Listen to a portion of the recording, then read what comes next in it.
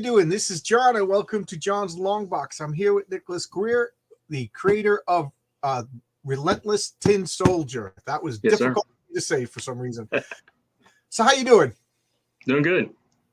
I love the wood paneling. This, you know that meme that said, "Oh, so you were raised in the '80s," and then they have that's right where Right. you are. That's what my bedroom looks Go see my avocado color refrigerator. like. So. Let's first off. Let me ask you: you're the writer and artist, or writer, or what do you do? Just the writer. Actually, I've had different artists for each book. The artist for issue 3 is going to be Mike McMahon, or is Mike McMahon. Oh, great! That's great. And let's get to your comic is live right now on Indiegogo, or about to go live. It's live. Yeah, I knew that. I just wanted you to say it. So, yeah, I was checking it out. It looks fabulous. I appreciate it. Yeah, it looks really good. So tell me a little bit about the premise of Tin Soldier. So in Relentless Tin Soldier in issue 1, we meet Benjamin Pearson. He's a rookie police officer who sets out to take on the Coletta family. The Coletta family is a recently established crime family in Minneapolis, and they're using their proceeds from the lucrative drug trade to fund the high-ranking city officials. And with Tin Soldier going after the Coletta family, inadvertently the Coletta family transforms him into the Relentless Tin Soldier. So it's kind of like that backspin on how Batman creates some of his villains. Okay. So the villains create the hero. Yeah. That's cool. I really like the look. Appreciate it.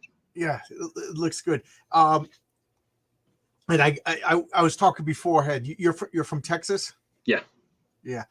So why did you pick Minneapolis then as the city? There's several reasons. One reason is I wanted to be able to draw snow in the comics and stuff, and you're not going to get that in Texas. Well, now you can. That's true. I'm a big hockey fan, and Minneapolis is kind of one of those big hockey areas. So just little reasons like that. And New York was crowded, so. Do you visit Minneapolis? Have you been there? I haven't been there. Oh, okay. Yeah, well, but, New York's already got all the heroes, so. Yeah. I'm in New York, and I'm setting my comic in like just like Yuma, Arizona, kind of got rebuilt. Okay. Because so but I've been there. Yeah. I do a lot of reference lookups. Yeah. So let me ask you. You look a lot younger. What comics did you read? I assume you're a comic book fan making comics. Yeah. So I grew up. The 90s stuff, Image Comics. She was a big comic for me when I was younger. Of course, I've always been into Superman and Green Lantern and Daredevil. Okay. All right. Yeah. Standard superhero. Are you a collector? Are you like me? You have long boxes full of comics? Or are you a digital guy? Yeah. I've got some older stuff, but I've got a lot of trades. Yeah. I've kind of had multiple periods where I was reading comics and collecting and then got out for one reason or another and come back to it. That's a typical comic book store. We all, peaks and valleys, and then a few times I was just broke and I couldn't afford as many comics. Absolutely. As you know what I mean? And then you get back, and then you're a crazy person like me. I buy the back issues. I do own Showcase 22, first appearance of Hal Jordan. Oh, really? Yeah. Is that your favorite? Yeah. Well, it's my favorite one that I own. Green Lantern's probably tied for second as my favorite characters with Daredevil. Superman's my first. Yeah, Superman's my favorite.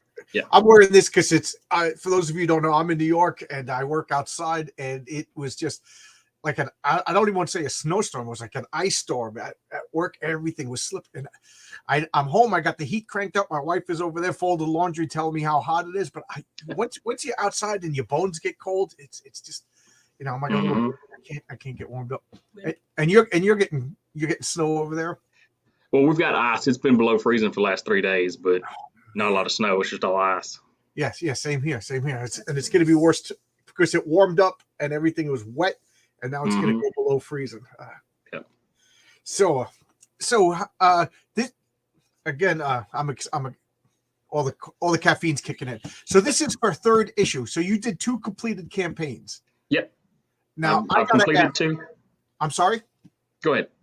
I was gonna say I got to ask because I'm about to start my first campaign. So, how difficult? How daunting? Like when you did the first campaign, did you do a lot of research, or was you just doing what I did? Stumbling blindly into the night and learning as you go along. I had been watching for a while and kind of watching campaigns and see how they were set up and stuff like that. But it was, I mean, I kind of went into it blind. I set it up and wish for the best. And how was it? Apparently, you liked it. Yeah, it wasn't too bad. It went pretty good. Second issue did better than the first one, so I'm hoping the third one does better than that one. And That's good. That's good. You snowball and gaining some momentum. yeah, Do you do all the fulfillment yourself? yes, Yeah. How do you like that? it's time consuming, but it saves money. So Yeah. I get, I'm asking because I'm picking everybody's brains, and I got to say, everybody's been very helpful, giving me advice and talking to the right people. a lot of people say RJ with Critical Blast is really good with the fulfillment. So Yeah, maybe something you look into. RJ was on my channel 2 weeks ago, and Mhm. and we've been talking, and if my wife and I were just discussing, she's like, I don't want comic boxes all over the house. I'm like, I pray that there'll be comic boxes all over Right. the house. That's what we want. Yeah. I said, but I understand, if I have less than 100 sales, I'll do it myself. But if I do over than that, I know me, I'll make mistakes. People will be Yeah. upset. To me, that's worth paying the extra money. RJ's a professional, Critical Yeah. Blast, so we'll be probably, I'm hoping to work through them. That means my campaign was a success. Right. If it's drips and drabs, I could do it myself. Yeah. So, you said Superman was your favorite. Yeah. What is it about Superman that you liked? Oh, like. He's just the pinnacle superhero. He's what everybody should aspire to be, and that makes him my favorite superhero.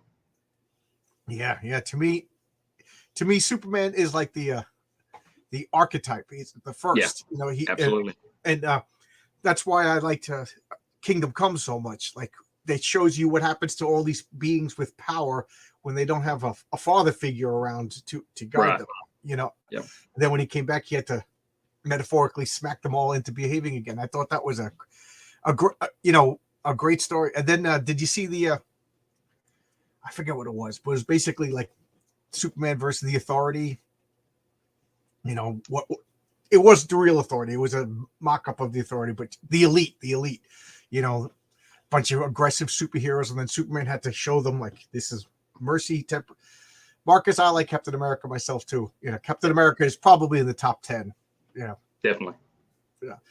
So, how, if you don't mind me asking, how old are you? I'm 55. Whenever I ask people 37. my age, I'm sorry, how old? 37. Oh, 37. Okay. Yeah. I thought you said 47. I was going to say, geez, you look so young. 37. And why, what made you want to make a comic? It's something I've always wanted to do, and honestly, like, I started watching YouTube about comic book videos when I was starting to get back into it, and I found Billy Tucci's channel. And of course, being a She fan, I got interested in it, and I saw that he was doing it through crowdfunding, and I was like, I'm just going to give it a go. Cool. That's cool. Yeah.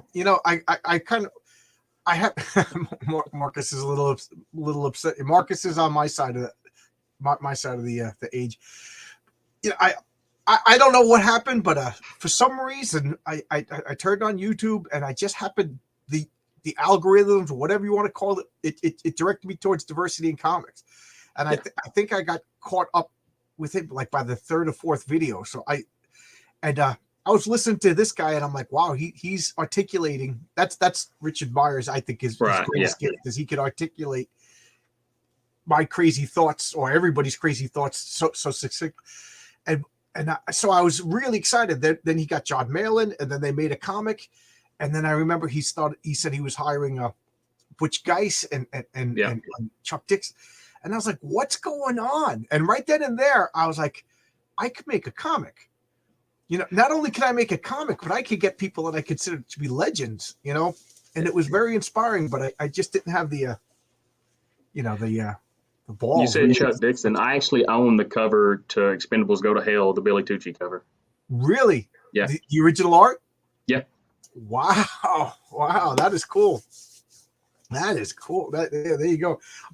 That's one hole I'm not going down. I'm not buying the original art. I got too many hobbies, and that's an expensive one. It is. I can't do that. So you buy an original art. That shows you. I'm trying not to buy original art, but every now and then I see a piece that I've got to have. So I've seen original art in comic conventions. I've held some original art in my Yep. hand, and I just know once I pop that cork, it's never. Yeah. I was watching Shelby Robertson draw Heap the other day for his Spawn piece, and I reached out to him. I bought that, so it should be here in a few days. I bought this, but this doesn't count. You know, when I backed Josh Howard's T-Bird and Throttle, they gave you, you know what I mean. So that was neat. But oh yeah, Marcus Kelligrew says he wish he collected original art instead of comics back then. What's that? Ethan Van Sciver. Oh, he drew your character. Card. Yeah. Oh, it's just trading card or a sketch card. So that's the original art, or yeah, it's he drew it on the card. Wow, that is cool. That is cool. Are you going to blab his rates online? No, absolutely and not. I just said I didn't want to start drama, but whatever. So I don't know about you, but I'm a little disillusioned by all this drama. Oh yeah, the dramas. You know, I don't even want to get into what the drama is, but the thing that bothers me. It's one of those rabbit holes that everybody is so prevalent right now. Everybody just kind of goes down that rabbit hole. What gets me the most is it's obviously working. That's what people want to see. You know, I don't know. I want to talk to you about comic books. Yep. You know, I want to learn about Tin Soldier. So, Marcus says he bought the cover for Iron Man 148 for 40. Oh, wow, nice, wow, nice. So, you know, I'm a big Dungeons and Dragons fan. I don't know if do you ever play role playing games? No, I used to get the Warhammer miniatures and paint them, but never played. Oh, really? Yeah. That's another thing is my college roommates were all into Warhammer, and we had a dining room instead of china cabinets. We had Warhammer cabinets, and the big dining room table was a Warhammer. And I saw all the time and money that these guys were spending. And you know, I'm a comic book collector, so we all have addictions. You know what I mean?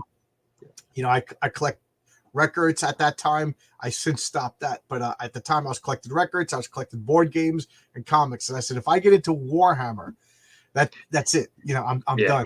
But I got that bug. I really like it. Yeah. Now I lost my train of thought. What I was saying, why I brought that up, but whatever. Talking about being a Dungeons & Dragons fan. Oh yeah, Dungeons & Dragons. So I went to a Dungeons & Dragons convention, and I had the original art for Jeff D's drawing of Thor from the Deities and Demigods. It was in my hand. It's a lot smaller, but Jeff D is such a jerk in real life. I just couldn't buy it, and now I'm kicking myself. I'm just, you know, I should have separated the art from the artist. You know? So I'm trying to move away from buying original art and buying the covers for my comics. Like I've actually got a Bart Sears cover sitting over there for the next issue, and I own the original art to it. That, you know, that is pretty cool. You know, I'm reaching out to Renzo about the original art for the cover for my comic too. So that's different.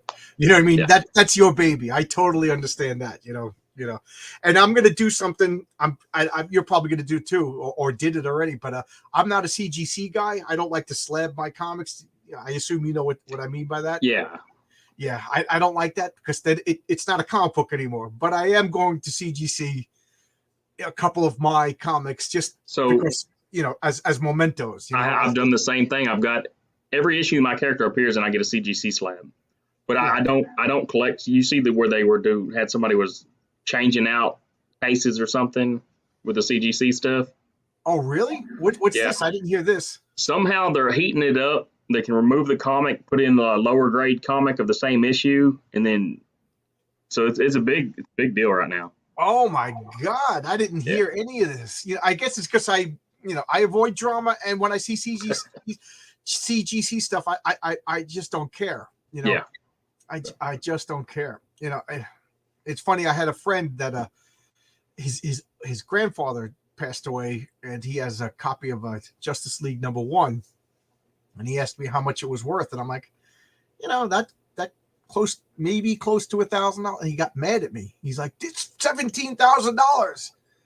I'm like, wait, where did you get $17,000? And he shows me the website, and he's showing me a 9.9 CGC. Right. I said, yours not, you know, he didn't know about CGC. He didn't, you know, I said, I said, you're showing me a picture, so maybe it's in mint condition, maybe whatever. So don't bust my chops about that. But Yeah. but you got to get CGC. So I showed him my comic shop, the average price. Right. You know what I mean? Like, and I at work, a lot of guys will show me comics and they think it's a fortune. And then just happened 2 weeks ago. It's like, how much is this worth?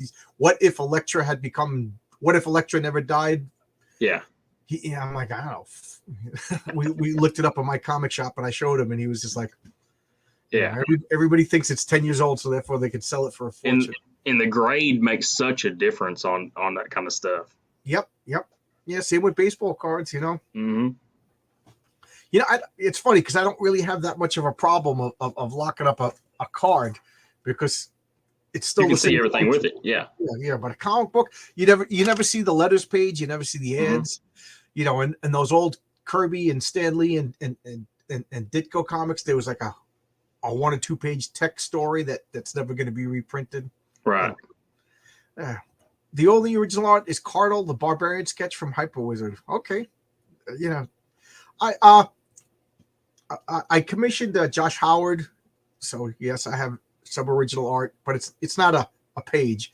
Yeah. And then I commissioned Brian Bow, and then Tonic Bowl sent me an actual page from his comic. I'm like, oh my god, when he becomes a household name, I'm gonna sell it and then go, ha ha. So starting my own comic on my own character has changed my con experience. I used to go to cons and get sketches of Superman, Wolverine, Gambit. Now I go and get sketches of the Relentless Tin Soldier. So I've got a Jay Lee sketch. I've got Adam Hughes. Oh my god! Can you show that? It's a minute to pull it out. Give me just a minute. I'll grab it. Oh sure. That is excellent. My friend Mike, I'll filibuster while you go get it. I'll talk. Give me just a second. My friend Mike, he goes to a comic conventions, and he gets artists to draw his character. And it's funny because we play a superhero game, role-playing game, and he made up a character called Colonel Strong. And Colonel Strong is like a Captain America, Nick Fury mix. He's the military patriotic superhero that like runs the spy organization. So he gets Colonel Strong drawings by I can't even imagine who. I can't even remember who. Oh wow, that's that is awesome. This one over here. Yeah, that's Don Bluth, the animator. Oh wow. Yeah, I thought that is so cool. Dragon's Lair. Yeah. I know Don Bluth. Adam Hughes. Oh wow. Like how long do they take to draw it? Usually just at the con. So it's like a sketch just right there while you're staring at them, making them uncomfortable? Well, no, I'll go commission them, and then I'll go over the rest of the con and pick it up at the end of the day. Oh, okay. But, that's Bob's Hall. Oh, cool. I like to get, some of the older guys that have been around a while. And yeah, my friend Mike, he had Rich Buckler, and then Rich Buckler passed away. So I'm trying to think who else he got drawing his character. Jay Lee, though. Wow. Yeah, Jay. Yeah. Must have cost something, huh? He's not cheap. I can't remember what it cost. Sal Valuto, he did a lot of Black Panther and Moon Knight stuff. Yeah. Been done with his character Warrior Nun. That is awesome. That is so cool. I was just talking with Vaughn Coleman the other day. He's got a comic coming out called Phenomenova, which I think is just a phenomenal title. Phenomenova. It sounds like a Hollywood blockbuster movie. And he goes around to conventions and talks to the pros, and he works a lot of the booths. I've seen him at several conventions. Oh, so you know exactly what I'm talking about. Yeah. Yes. Because I haven't gone to a comic convention in like 6 years. I've seen him at New York Comic Con, and I saw him at one here in Dallas area, and he was working Michael Golden's booth both times. Oh yeah, I gotta, so he's doing the right thing, making connections. Yeah. I got, I live in New York. There's a comic convention like every month or so. I got to get myself moving. Got to get off my butt. Just my own commercial. I made these pint glasses. So here's the front. Heroic Tales is my comic. That's cool. And on this side, I'll put a napkin over here so you can actually see. There's the Patriarch's laurel wreath symbol. So I'm wanting to do that too. Yeah, it's funny because they told me it would take 2 to 3 months, so I ordered it now. I was like, oh man, it's gonna be late for my. And it showed up in 2 weeks. Now they're waiting, sitting there So waiting. I got boxes, I got a couple of boxes of these spine clefts. So I was pre-sale. It'll be a pre-sale for. So, when you did your campaign, you're on Indiegogo. Yeah. Here, I'll bring this up again. Did you have any problems? Were you happy with the company itself? The only thing I'll say about it is I'm like a limited view or something. You can still search it and you can still find it on Google, but it doesn't pull up with like, when you first launch a campaign, your campaign's usually there because you get, several backings and it's usually on the first page. You can scroll down forever and not find my campaign. But do you think you're shadow banned? I don't think it's shadow banned because you can still search it. So I don't know. See, I'm nervous about a Kickstarter and I'm nervous about Indiegogo. I'm going to go with Fund My Comic. Have you ever considered that at all? Yeah. So with issue 2, I did I guess like a second chance with Fund My Comic. Oh, okay. And how are you pleased with that? Again, I'm picking everybody's minds. I like it. The only thing that I wish that Fund My Comic would do is do add-ons because I don't like the coupon system. Because I like the add-ons because with my add-ons, when I do my campaigns, there's no additional shipping for any of the add-ons. So you can pick any perk you want and then add on anything you want. It's just that one shipping. Oh, okay. That's good to know. I'm just nervous because I don't want some computer program or somebody I never, shadow banned me or put, and I was going to say some drama thing, but I'll refrain from that. So the reason I stayed on Indiegogo is because I've got the first 2 campaigns I've already started there because I've already, kind of got a precedence of, being on Indiegogo. So yeah, you're familiar with it. You know how it works. Yeah. Did you have any problems, any complaints or like this is damaged or it's taking too long or anything like that? No, I didn't have anything sent back on either of my campaigns because I use Gemini mailers and I try to package them as securely as possible. So I haven't had any complaints of damages, anything like that. I did have 2 books from my last campaign that I shipped out and they got sent back and nobody ever claimed them. So I don't know if they lost interest in comics or, I posted several times. I emailed them on their thing, said, hey, can I get your new address? Or and no response. Well, you didn't do anything wrong. You did the right thing. They're still packaged up. So if somebody calls me, I'll send them out. Yeah, I back so much stuff. I can imagine myself forgetting something. Yeah, absolutely. I hate to say, but what if they passed on or something? You know what I mean? Yeah. Yeah. So how long does it take you to get a comic? From okay, I got the pencil in my hand. I'm going to write the script, and now I'm shipping out the boxes. How long does that take you? It usually depends on the artist, and that's why. So with all my books, with this one, I've got 2 books on this campaign: Tin Soldier and Kid Fury, and both of them are completely penciled and inked. So I've had one artist for one of my books that took an extended period of time for it ever to, get done. So that's why I try to get most of the art done before I launch my campaign. That way I don't get myself in a bind as far as being late and everything. Yeah. So, but it all does depend on the artist. But I'll tell you, Mike McMahon, he was quick. He was sending them faster than I could pay for them. Yes. So when did issue number 1? When did you launch that campaign? So issue 1 was launched and fulfilled in 21. Issue 2 was launched and fulfilled in 22, and then issue 3, the Tin Soldier and Kid Fury, were being produced in 23, and now they're launched. Okay. It's again, I'm always trying to have a gauge. See, I got nothing to compare it to, so I'm always. Right. I think logically comparing it to other people. So, Mike, I'm jealous of Nicholas' collection of commissions. I never had any of my super famous.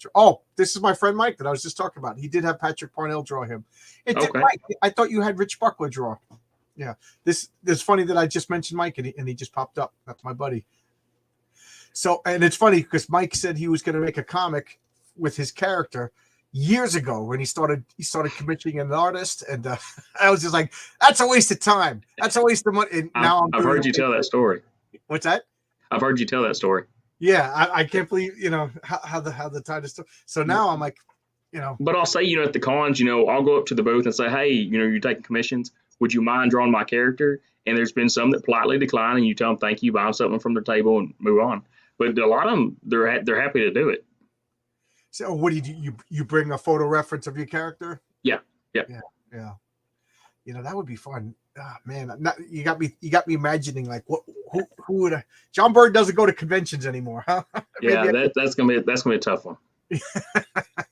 That's my favorite. Yeah. So you have a full story. Is this going to end soon, or is this like American Comics that'll? Yeah, so I try to write it to where, because they're floppy size. The first 2 issues were 24 pages a piece. The third issue is 28. Then that's the story, the interior story. So I try to write each issue where it's like a complete story where it has an ending point. But the first story arc is the 5 issues. So they all have an ending point, but they lead into the next. Okay, so that's what I want to do. I want each issue to be a complete issue because you know I'm not a Marvel, I'm not a DC. I don't have all the infrastructure to do a monthly comic. So right. I want somebody to read this. Go, that was a lot of fun, but you could tell there's more. There's those secondary stories that are being told too. Do you have plans to maybe like when you got 6 issues, make like a trade, a collectible? Yeah, I'm gonna try to do a trade with each story arc. So the first trade will be the first 5 issues. Okay. Yeah. And did you have stretch goals and some goodies that? Mm-hmm. Yeah. What did you have? So on this one, the first stretch goal is going to be a trading card, and it's going to be a trading card. On the first 2 campaigns, I had prints and a card. So prints and cards, but I want to get a magnet. If I can get enough on this campaign, I'd like to do a magnet. Oh, magnet, yeah. Magnets are fun. I don't know what it is. Everybody seems to like stickers and magnets. What about bookmarks? Every time I get a bookmark, I'm like, oh, okay, yeah, I'm not. Yeah, once you get so many of them, what are you gonna do with them? Yeah, I know this is gonna sound mean, and everybody, thank you for all the extra stuff. I just want a comic. It's kind of like with the prints, though. That's why I was doing the prints, and it's just like, I'd rather do a card or something. At least do it with cards you can put in the slipcase and do like a collection of them. I got a short box that I just put all. Someday I'll go through it, But look, another bookmark, another card. I don't know. I know everybody works hard for them, and I know I have to provide it too. But I just want the comic. Relentless Tin Soldier has been coming up on my recommend for you or recently viewed. I was surprised that it didn't pop up right since I've gone to. So here you go. We'll solve that problem. Just go, click on this direct link. And the link is in the description too. So if you ever forget, a week from now, you can come back to this video, click directly on it, and I'm sure. What's your Twitter? Because I know it's pinned onto your Twitter. We'll say that. Then Marcus will type it in. Nicholas Geer. It's just my name. Yeah, Nicholas Geer at Twitter, and you could get this. We want everybody to have access to your comics. You worked hard for it. So you're like me. You could write, but you can't draw. Yeah, not enough that I would try to draw a comic. Yeah, I write. I draw terribly bad, excruciatingly bad, to the point when I send Renzo. Like I'll draw like all the main characters, the villains and the superheroes. I'll sketch them out, and then I'll draw like what it's supposed to be because my art ability is so terrible. Like this is a laurel wreath when it just looked like a crescent moon. This is purple. Like I'll point out the color, and then he says, "It's so exciting to see your character, drawn by a professional artist." It really is. Yeah, I turned into a little kid. I'm showing my wife, and she's like, "Okay, what do you want for dinner?" Here we go. Here you go. Appreciate it, Marcus. I can't say X. It's still Twitter. It's still X is such a stupid move. Yeah, I don't understand that. For such a smart guy, Twitter was perfect. You send out tweets. You had that blue sky. It was, it was perfect. Whatever. So, what was it? Okay, I thought another comment popped up. You were saying you like to write and you have story arcs. Is there an ending in life? Like, do you have like the death of Tin Soldier or his happy retirement riding off into the sunset? I'm kind of going the Todd McFarlane thing. I have an ending in mind, But how long it takes me to get there, who knows? That's, yeah. So If it's selling, you can put that yeah. ending off of 25 issues. Mhm. Yeah. Speaking of time, do you read Spawn? I used to read a lot of Spawn. I hadn't been going to the shop in a long time. Are there any new comics that you collect? I just went and started going back, but I've been picking up trades. Like I'm reading the Frank Miller Daredevil run again right now, Oh, is that and so good? yeah, That's so good. Yeah. So nothing really new. No new Marvels, no new DCs. no, not much new stuff. Yeah, isn't it a shame? I asked this because the reason why I asked this is because you're obviously a comic book club. You're putting Yeah, your money into a comic book. You're making a comic book. You wouldn't do this. And let's be realistic. It's not like we're going to be retiring early. It's right. it's, Yeah, it's yeah, something we not want to not at do. all. And yet I've nobody's buying Marvels in DC. What I've is been going considering going back to the shop and starting a pull list because Brett Booth's taking over Spawn at 351. Uh, his art's I like Brett Booth's art, so. Okay, here, Mike's got a question for you. How do I get a copy of issue number 2 with Relentless Tin Soldier on the cover? I have the second print with the Green Mutant on the cover.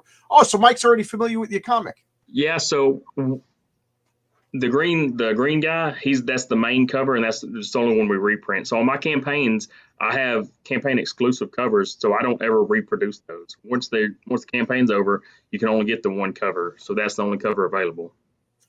There you go, Mike. But I try to do that so there's something special on the campaigns, that you had to be there for it. Yeah, yeah. I'm trying. I'm I'm gonna put my comic on Fun My Comic, and then I'm gonna let that go. And I think I'm gonna have an exclusive cover just for Fun My Comic. Yeah. And then I think I'll go to Indiegogo, and I think I'll have another exclusive comic just for Indiegogo, and then same. Yeah. I'm not much of a variant covers guy. Like I don't know what it is, but Fantastic 450 had one freaking cover, and that's just what I'm used to. Yeah. And it seems like the past 10 years, it's very. But you know what? They sell, and I do 3 covers. That way, I'm not overdoing it, and I make each cover available, on the campaign, so you can pick whichever one you want, or you can get them all. That way, it's not like you have to get this many or that, or to get this or whatever. But it does help bring a little bit of money. Look, some people want all 3 covers, Yeah. But I try not to overdo it. I don't want 15 covers like some campaigns. I try to limit it to the 3 and just. Yeah, I want to have. First off, I find it like it's almost like disrespectful to the interior artist to have somebody else. You were good, but I'm gonna have somebody else try to sell your comp. You know what I mean? So like, and Renzo even said, "I draw the cover." Like, and I was like, "Of course you could draw the cover for my comic," And I think he did a great job. And then I was reaching out to other people, finding out how much it costs to do covers. So I do think I will have a total of 4 covers. Like I said, one main cover for all 3 campaigns, one variant for each service. Yeah. Because it sells. We got to make a buck. Right. I don't think anybody could begrudge us. It's not like we're gouging anybody, and you can buy the cover you want. And so it's different with how Marvel DC do it. They do covers where you have to buy 25 copies to get that one cover. Good. So I'm not doing that. It's just you can get any cover you want. It's just you have to get it during the campaign time. I'm glad you said that because there's a local comic store by me, and I go in there and it's 2 old time. I call them Statler and Waldorf from the Muppets. The 2 old guys yelling at each other. Yeah. Every time you go in there, next week they're retiring. But it's been a couple of years already. Yeah. And I'll buy comics. I buy back issues. I try to look for new comics that I like, but I'll buy some back issues, and then they'll slip in a comic, a brand new X-Men or something like that. And I'm like, yeah, I don't want to say I'm not paying for this. You know what I mean? And they're just like, no, they got to get rid of it because they ordered 60 copies so they could get this one that one of their guys really wanted, and he was going to spend $200 to get it. So that's the thing about it. And sometimes when they do that, all it is a virgin copy or a virgin cover of the same one that you can get for, and I don't get it. Yeah. Well, collectors, we are obsessive compulsive. And, yeah.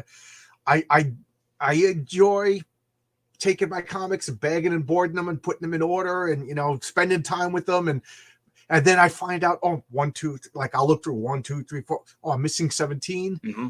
And then I can't sleep that night. So I gotta go find issue 17. Oh, that's the hard one to find. Oh no. Then I gotta look at online instead of, and then I go to eBay and then I get Mm-hmm. issues. You know what I mean? So we like that. So there must be people out there. Obviously there are that want the rare covers. Yeah. Me, I want the A covers. I want the regular main cover. Like I said, Fantastic 450 had one cover. Thor 300 had one cover, and that's what I want. I want the main cover. But if Marvel put out 3 covers, like you said, I could see the main cover. Let's make that 75% or 50% of the run, and then 25% and 25%. Yeah. It's kind of fun to chase that. Right. But now that you got to order 500 copies to get this. Yeah, that's crazy. I'm with Marcus. I've always liked the trade dress. I don't really like virgin covers. Yeah. Like I just read this today. This was excellent, by the way. I love this. The cover. This is a girls. This is definitely a Netflix pitch. Right. Because it's just a girl stranded on a buoy as a shark's coming around. But the whole thing is she has the satellite phone and the conversation that she had. It's really the same shot over. It was excellent. But that cover wouldn't be as good without the trade dress. And you said when you're organizing stuff, if they're virgin covers, you have to go look. You have to pull the book out, find out what it is, then put it in order. And yeah. Again, I buy the A covers, and I'm getting to the point where if it doesn't have this, it drives me nuts because I do this.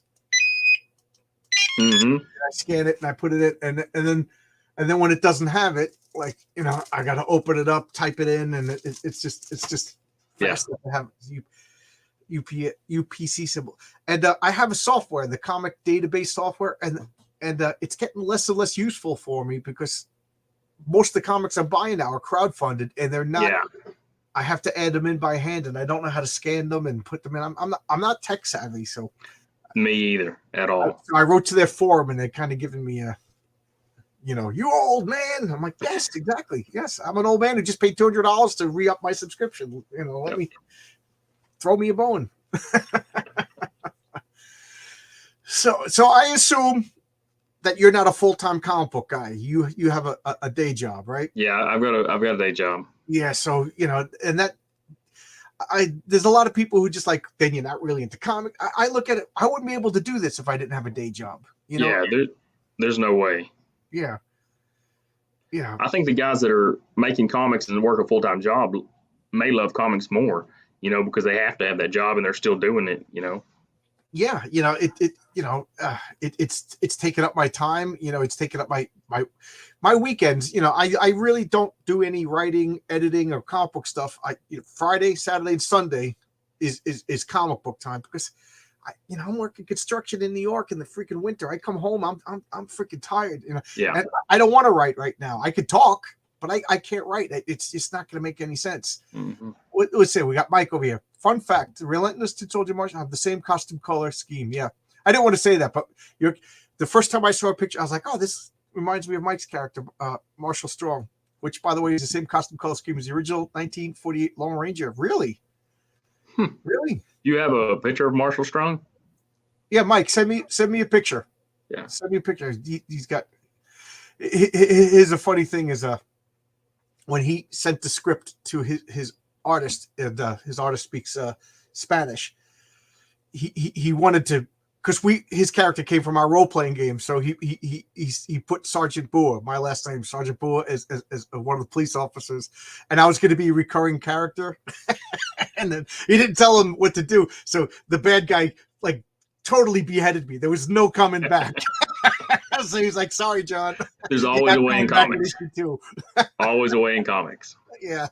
So thank you. My twin brother, I guess. There was twins. And okay. Marcus is right on it, putting up your links. We'll put that up for everybody to click on.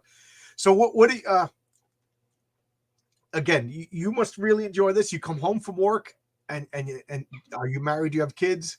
I've got kids, yeah. So again, this is something that you you got to make time to do.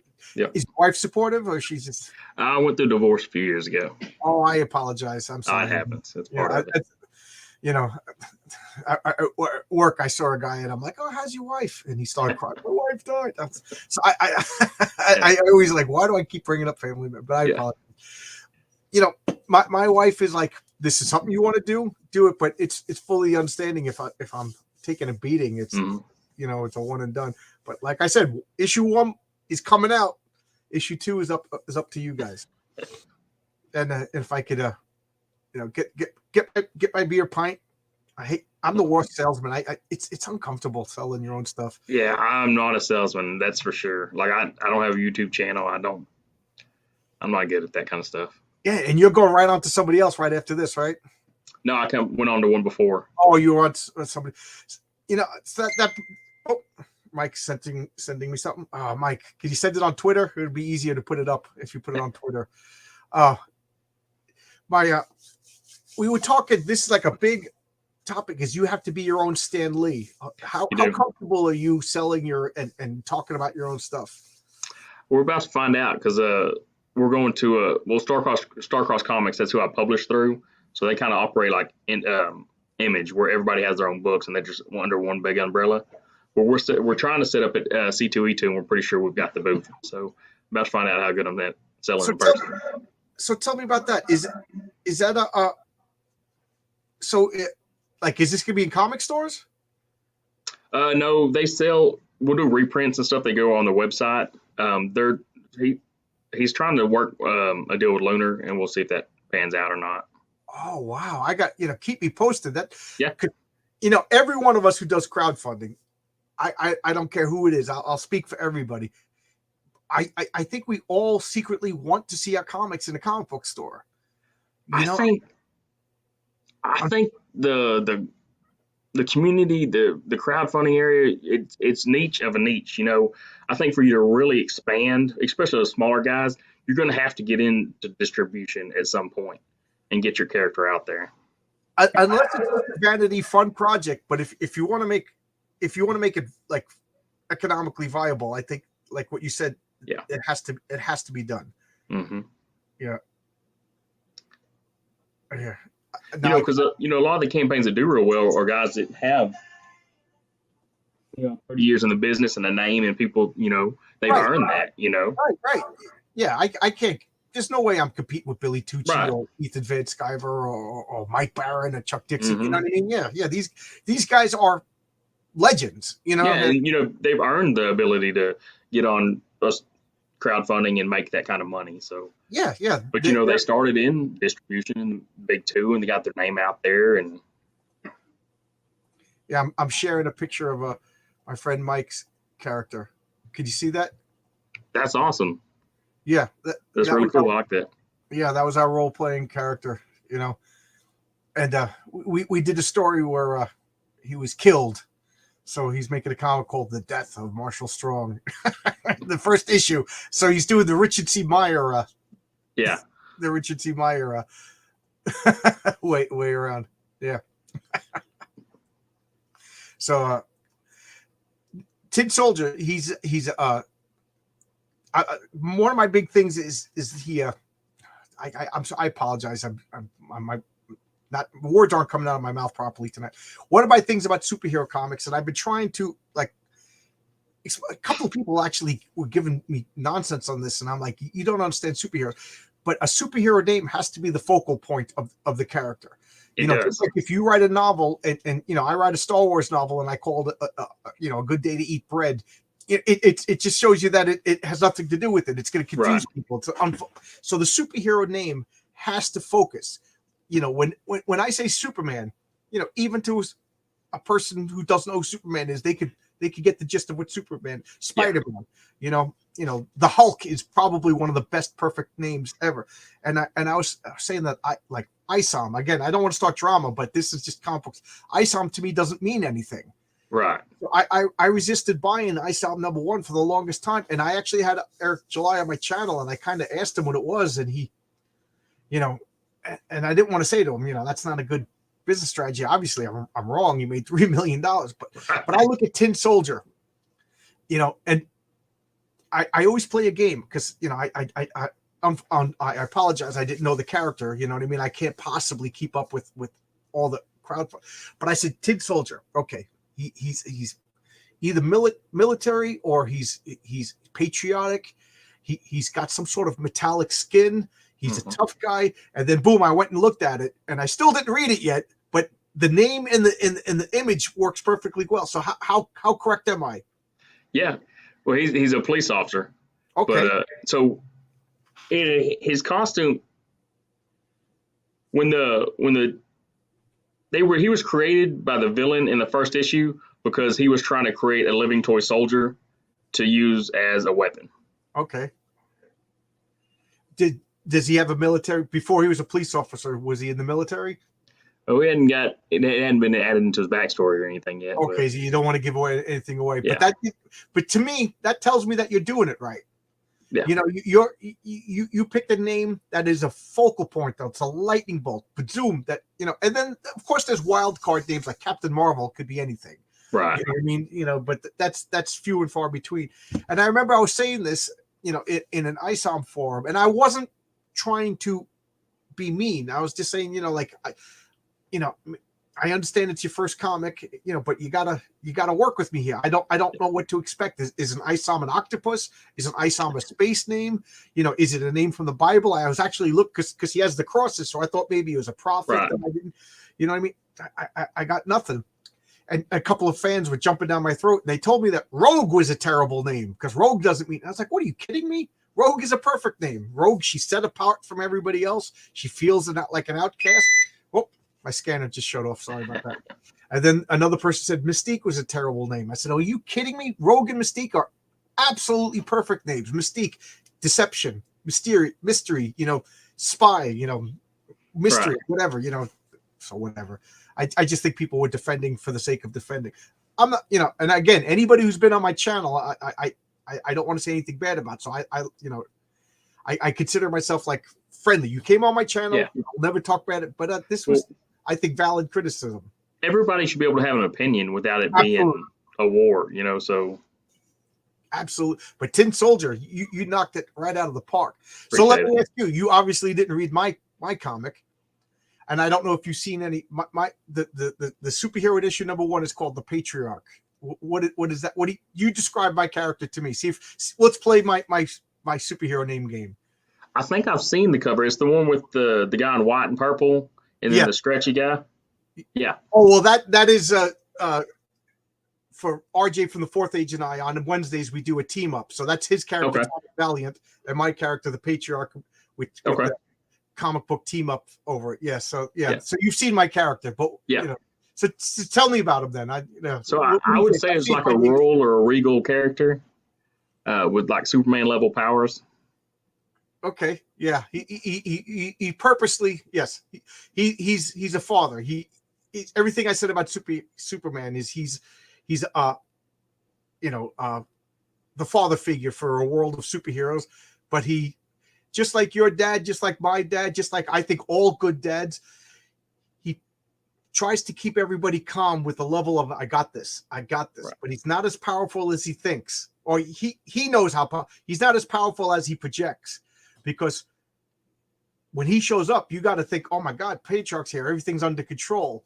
Meanwhile, he's like, I got to do this, you know, like, I don't know about you, but my dad was never like, John, we having trouble paying the mortgage this week. Don't sleep well. You know what I mean? My dad, you know, kept me protected from that kind of stuff. And that's what that's what Patriarch is. He's the father figure. He's got it. Even if he's struggling, he doesn't let you know. That kind of makes me think about Gladiator. I thought that was always so cool with the Gladiator from Marvel, where his self-doubt is his only weakness. So the more self-doubt he has, the weaker he becomes. That was Fantastic Four 250 when you know, the cover that was a later spoofed in the Legion of Superheroes. Mm-hmm. Gladiator. Yeah. His weakness was doubt. If he doubted himself, you know, and then Reed Richards put the Captain America that was great. You know, that was my buddy Mike over here. We must have talked about that while camping as kids over and over and over again. You know, you just put a smile on my face, make me think about that. And that's why we love comics, man. Yep. That comic came out, 40 years ago. And I could still probably picture every panel in that comic Mhm. over and over again. Yeah, Marcus, you owe me a patriarch pinup. You said you were going to do it, and then just Eric Delier. Yeah, it's the name of his great ancestor. Yeah, okay, but what does that mean? My great grandfather's name was Giuseppe. Can I make a superhero named Giuseppe? What does that mean? Yeah. It. I understand that. I don't mean to be disrespectful, but what does that mean? How is that a superhero name? You need someone you can latch on to, something that you remember easily. Yeah, it is. We haven't forgot it. But my great grandmother's name was Adelina. Should I make up a superhero named Adelina? She hit you with a ladle. Make my father join the Navy. Yeah, Wonder Man. Yes, Wonder Man doubted himself first Count Nefaria. You know these comics? Yeah. Oh wow! You see, because these are classic comics that everybody's coming back to. Yeah, Mm-hmm. that. Now, Mike. When I go to the shop, I go to the back issues. That's where I go. Yeah, they're making a Wonder Man TV show, and I'm calling it right now. They're going to focus on Hollywood actor Simon Williams. They're not gonna focus on immortal being, probably the most powerful person on the planet who has doubts because he knows what it's like to be dead. Right. Which to me made him one of my favorite. And Mike, he has a thing for my buddy Mike. He has a thing for superheroes in terrible costumes. The safari jacket Wonder Man and the original Adam with the brown hood. Yeah. It's one of the worst costumes rather. So I talk too much. Tell you pick a topic. You tell me what you want to talk about. I apologize. I ramble. Oh, no, I'm good. Whatever. Now let me ask you this: would you ever do crossovers or let other people write your character? So issue 3 is a crossover with Mark Polton's U.S. Assassin. So I just lobbed your softball and I didn't know this. Mm-hmm. So issue 3 is a crossover with Mark Polton's U.S. Assassin. And if you back, and he just launched 2, so if you back U.S. Assassin 4 and Relentless Tin Soldier 3, you'll get 2 exclusive trading cards. There you go. I didn't know that. How funny is that? How funny is that? Are you all of these things are being released into the public domain? Does any of that interest you writing? Yeah. So issue 3 features Captain Badass, public domain character. Again, I had no idea. And Kid Fury is a public domain character. Oh, really? I didn't know that. No. I didn't know that. Jeez, what this guy's mind controlling me. He's got mind power. I'm not even joking. I didn't know that. Wow, that's cool. That's cool. Now, Kid Fury, how do you make, worst case scenario, your comic is a big hill and big seller and everybody's eyes go on it now, and then the original people behind Kid Fury, how do you know that it's legitly public domain? Because I wouldn't recommend anybody touching Batman, Superman, or No, you have to get characters that people quit caring about a long time ago. Right. And they have websites that are dedicated to public domain characters that you can look up and they tell you when they enter public domain and stuff like that. But Kid Fury is one of those characters that hasn't been. He's a sidekick to Black Fury, and they haven't been used in forever. Okay. I know. So they did that Project Superpowers or whatever it was, where they brought the. Yeah, that was a great. I think Black Fury was in it a little bit. I don't think he had a big role or anything. So all the characters they used there were public domains. Yeah, that was a great comic. I really enjoyed that. So I was going to ask you a question, but answer it if you want. I don't want you to spoil any plot points.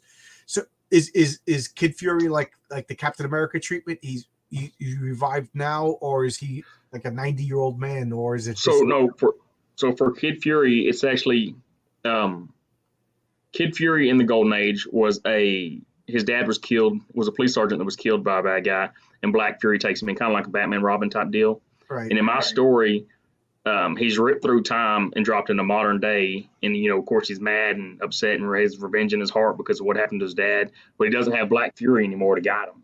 Oh. So it's basically like if Robin didn't have Batman anymore, and he was still mad and upset at the world. Oh, that is excellent. So he doesn't have a father figure to channel that energy, Yeah. Oh, that's pretty interesting. So it sounds like you got the two superheroes meet. They got to have that classic superhero trope, that fight, until they Well, until so Kid Fury is its own book, so he hasn't met Tin Soldier or anything. Oh, okay. Oh, okay. I thought he said that already. Yeah. That is cool. This sounds good. And I just find it so funny that I ask you questions that were right there. So do you have issue 4 like pre-written art started on it or anything like that? I have written issue 4. I haven't had the art started yet. Okay. Oh, I love this comment. The dollar bins is where you can still find fun comics. That's absolutely right. I told this story before, but I when I was living in Queens, I'd get off the train and there was like just the happening strip right there, and there was a comic store, and I just saw a sign that said, going out of business.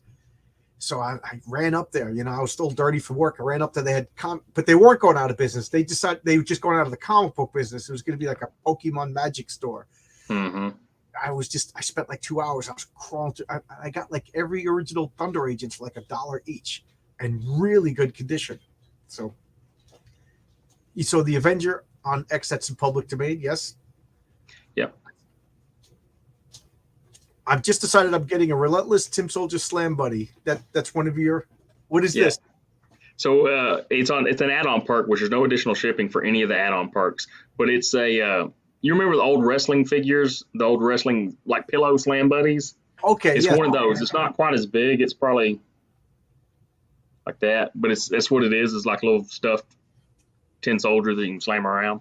And you have them made by somebody else, or are you guys making them? Yeah, they have a company. I think the company's called Slam Buddies, and you can contact them, and you pay a fee to have them design it for you, and then you have to order a minimum of 10 of them. Oh, okay, that's pretty cool. And again, here's the link. You can click right on that and get the comp. So we're coming up to our hour. Unfortunately, like I just can't keep my eyes open. I have to work it outside. Anything you want to bring up? Anything you want to close out with? No, just like I said, make sure that if you can, U.S. Assassin 4 and Tin Soldier 3, if you back both, you get 2 exclusive trading cards. So and that's Mark. And Mark again, Bolton, yeah. Mark Bolton's going to be on. I think he's going to be on Friday as a guest with my other. And Mike McMahon drew both books. There you go. Relentless Tin Soldier 3 and U.S. Assassin.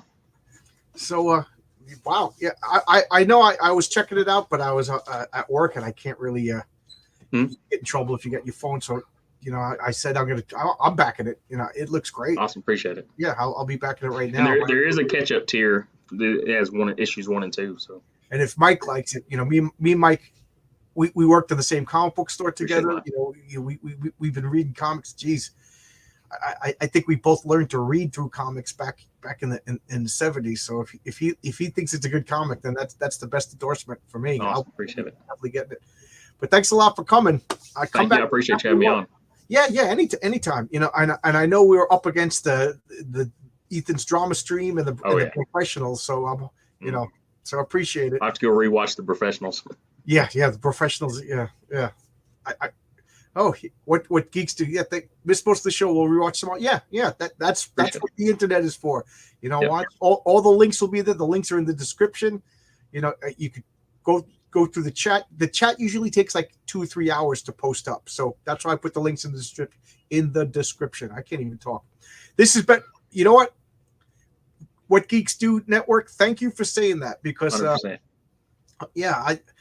I'm again, I this is getting dangerously close to drama, but I want to talk comic books. I want to talk comic books over here, with Nicholas. And I'm very disappointed that I seem to be in a small group of people who just want to talk comics. I thought this was I didn't realize that the people wanted the Howard Stern show. I never liked the Howard Stern show. The bros are still out. Yeah, the bros are the best. Yes, these are guys that love comics. They are comics. I'm amazed that Marvel and DC aren't wooing them with buckets full of cash. But I guess Marvel and DC don't have buckets full of cash. You're over that stuff. Never really enjoyed it. Yeah. EBS is making a ton of this drama he didn't ask for. Yeah, I know. I was just about to say something, and it's best that I don't say. But, I try to steer clear from all of it. Yeah, so here we go. We'll put your link up one more time. Click Appreciate on this. Check it. Check out Relentless Tin Soldier. It looks awesome. I got to say, the past week or so, it's been guys that just asked to come on the channel, and I unfortunately I can't be aware of everything. So, and Yeah, it's hard. every talk I'm like I'm back because these comics look great, and no joke, it looks better than Marvel, DC, companies have been doing this stuff for 70 years. I don't know. Do they just not care anymore? Can they not afford talent? Because It's just an IP farm for the movies. I'm sorry? Just an IP farm for the movies. And look how that's working out in the past years. Well, do you still see the Marvel movies in the theater?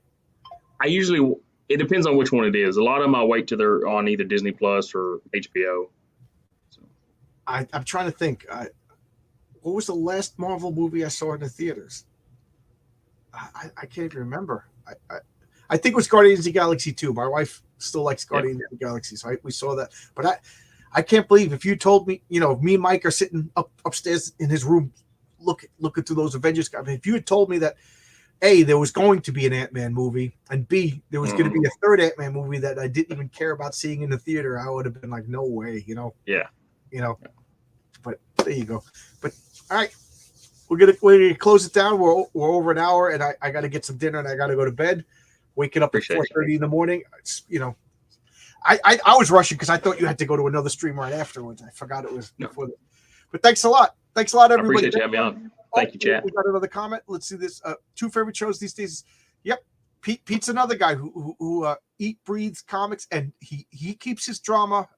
Once in a while. Yeah. There's a little bit, but I think that happens after 17 years of being in comics. But I'll be on with Pete the 19th, I believe. Oh, good. The 19th, I'll watch. Yeah. Thanks, Dan. Thanks, Dan Wardy. You know what? I've been seeing so many great names. Great new names. Excellent. Thanks a lot. All right. See you. Now I'm stumbling over my words. You can tell I'm fading fast. Thanks a lot, everybody. We're gonna get going. I never know what to do.